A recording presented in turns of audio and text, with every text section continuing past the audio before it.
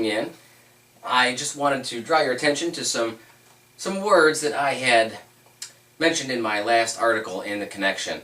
I said at the end of my article, The Hand That Rocks the Cradle, that after Paul instructed women not to claim authority over man, he explained that they would instead work out their salvation in raising children. And I cited 1 Timothy chapter 2 verse 15 for why I said that. And I thought that that might leave you raising the question, why would I say that that's what this verse means? Why would I think that that's what Paul meant in writing this verse? Nevertheless, she will be saved in childbearing if they continue in faith, love, holiness, with self-control. And so I wanted to show you just how I got there, what it was, the steps that I took in getting there. First of all, we have to ask some questions about what some of these words that we observed mean. For instance, this word saved. Is it a physical deliverance, kept safe in a dangerous time physically? Or is it a spiritual salvation, the effect of the gospel on our souls? And it's obvious that some people want to take that, and it might be easy to take that, as a physical salvation or a physical protection during the time of childbirth or childbearing in a woman's life. But I have a couple problems with that. Starting with one, anecdotally, experience teaches us that it doesn't matter how much faith and love and holiness and self-control a woman has, sometimes disaster strikes and not every woman is kept safe or physically delivered from danger in the process of childbearing. So that doesn't seem to work. But also, and more importantly, for Paul to use the word saved that he does here in this verse to mean anything other than spiritual salvation, the effect of the gospel on a person's life, would be a little bit strange, would be a little bit odd or different in these cases. And so we do want to think of saved as spiritual salvation.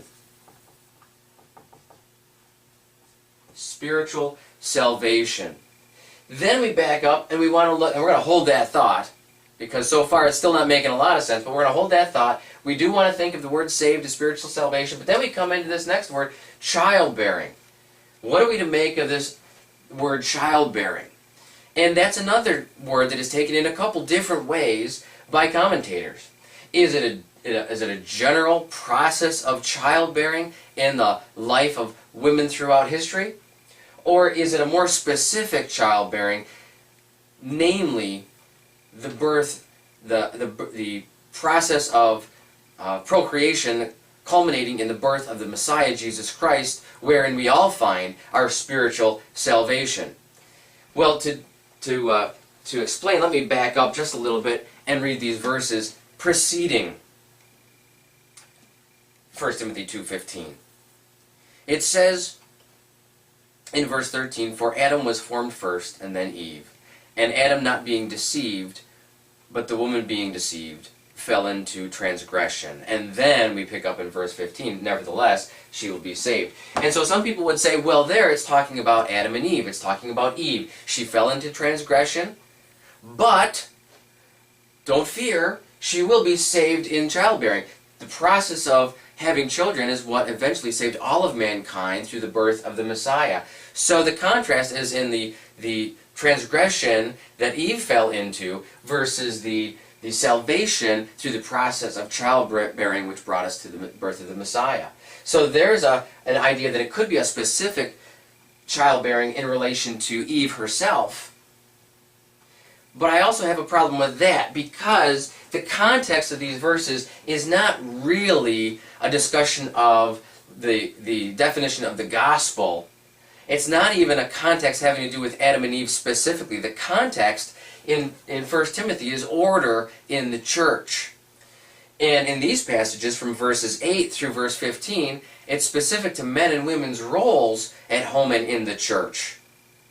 And so we pick up in verse 9, "In like manner also, that the women adorn themselves in modest apparel, with propriety and moderation, not with braided hair or gold or pearls or costly clothing, but which is proper for women professing godliness with good works." And then in verse 11 of 1 Timothy chapter 2, "Let a woman learn in silence with all submission. And I do not permit a woman to teach or to have authority over a man, but to be in silence. And then, to give credibility to what Paul says, he goes back to the created order of Adam being created first, and then the fall of Adam not being deceived, but Eve being deceived. And I'm not going to go into all that means regarding Adam and Eve, but I am going to say that the context, which is so important to my understanding of this verse, is not Adam and Eve and the definition of the gospel. The context is women who are already saved, men who are already saved, in ordering the church of God, trying to figure out their divinely appointed roles in the church. And so, we get to these verses, let a woman learn in silence with all submission, and I don't permit a woman to teach or to have authority with all, or over a man, but to be in silence. And there, we can't let that slide by. I've got to give some explanation on that. Even though it's not going to bring me to the solution on this verse, I do want to add that from correlating other passages in Scripture, like 1 Corinthians chapter 11, where apparently Paul had accepted and was pleased with the fact that women were praying and prophesying in church, there was a vocal role for women in the church. But there were other times when the women were not to be bearing that authority over the man. And I would say specifically in the realm of doctrine, because we come to passages like 1 Corinthians 14, and you see that the women were not to be the interpreters of tongues or the judges of interpretation. And that's where I think in that passage Paul requests that the women be quiet as well. And we come to this passage and we see that there's a matter of authority and a matter of teaching that Paul is contrasting with women being silent. And so I would say that what Paul's getting at in these verses all together, in 1 Timothy 2, 1 Corinthians 11, 1 Corinthians 14, we put all these together and we see that there is a time and a place for all of us to be vocal and speaking in ministry in church. And there are other times, and namely those times when it's bearing authority over men or teaching doctrine to the men, where the women are not to bear that role, that is reserved for the men. And so that's what Paul's teaching overall. He's not teaching a absolute, all-the-time, total silence on the part of women. Experience teaches us that that's just not possible for men, women, or children to be silent all the time, and that's not what Paul's teaching. And so we come back to this passage, not in a context of Adam and Eve, or Eve's punishment, or Eve's salvation, but the role of men and women in the church. And so he leaves off the not permitting a woman to be the teacher of men or having authority over men, and then backing up and talking about Adam and Eve as a way to give him credibility to what he is saying, and then picking up again in verse 15, after a little pause, he goes, he's not permitting a woman to have authority over the man or to teach a man. Nevertheless, she will be saved in childbearing if they continue in faith, love, holiness, self-control. And so what do we get at when we put all of these verses together? I don't think that the childbearing is specific to Eve and the birth of the Messiah. I think that it's a general childbearing that women throughout history have had a role in. And I would infer that the childbearing is more than just the physical process of having a child, but the process of child rearing, raising children, and keeping the home. And so I make this not a specific to Eve, but a general child bearing, and by inference, child rearing and raising the children in the home. And so I'm left with the idea that the women will not be having authoritative or doctrinal roles over the men in church, but they will be spiritually saved through the process of raising children. Now, that creates a bit of a problem too, because that doesn't correlate with anything else that Scripture has to say, at least not on its face. Spiritually saved through the process of raising children, that's not the gospel. And so that doesn't correlate with what we know to be true about the gospel of Jesus Christ. So on its face, that can't be correct either. It doesn't make any sense at all. So we've got to unpack this a little bit differently. And I think one of the keys to helping us understand is a verse in Philippians chapter 2, verse 12, where Paul tells the Philippians to work out their salvation. Not work for their salvation, but to work out their salvation. And so the idea of working out our salvation, putting the gospel into practice in our lives, whereas after we're saved, we continue in a lifestyle where that salvation changes our lives, and we work it out and show that it's changed our lives. And that, Paul says, is working out our salvation. I think that's what we see here. It's working out our salvation. It's showing that we've been saved. It's showing that the gospel is making a difference in our lives. It's showing that there's a new life in the family. And so we see a working out of salvation in the process of raising children and managing the home.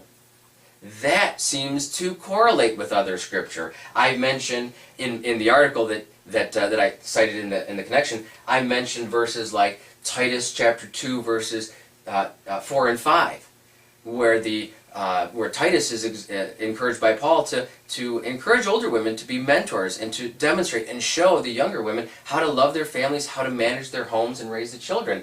And later in 1 Timothy chapter 5, in verse 14, Paul encourages the younger widows that if it's necessary for their well-being to marry again, and continue on a ministry of the home. And so you've got that idea of working out their own salvation, not in the authority over men at church, not in the doctrinal authority, presentation of the teaching at church, but in the working out of their salvation in the home, in the raising of children, in the preparation of the next generation of people to serve the Lord. And so that seems to correlate, that seems to make sense, and that's how I got those words that I used in my article in the connection.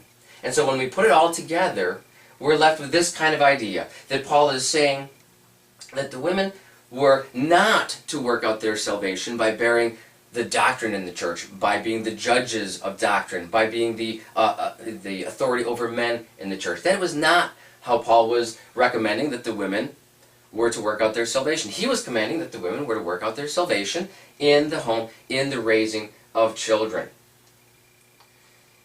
So there's where I quote the poet William Ross Wallace in saying that the basic idea, after saying that here would be a role that the women cannot have and are not permitted by Paul to use and to function in a church in that way, they do have another area where their influence is mighty, where their influence is great, and where the difference that they make is eternal. And it is in raising up the next generation of God-fearers. It is in raising our children to love the Lord, to serve Him always. And even though the women were not to have authority over men at church, as the poet said, the hand that rocks the cradle is the hand that rules the world. And I think that's true.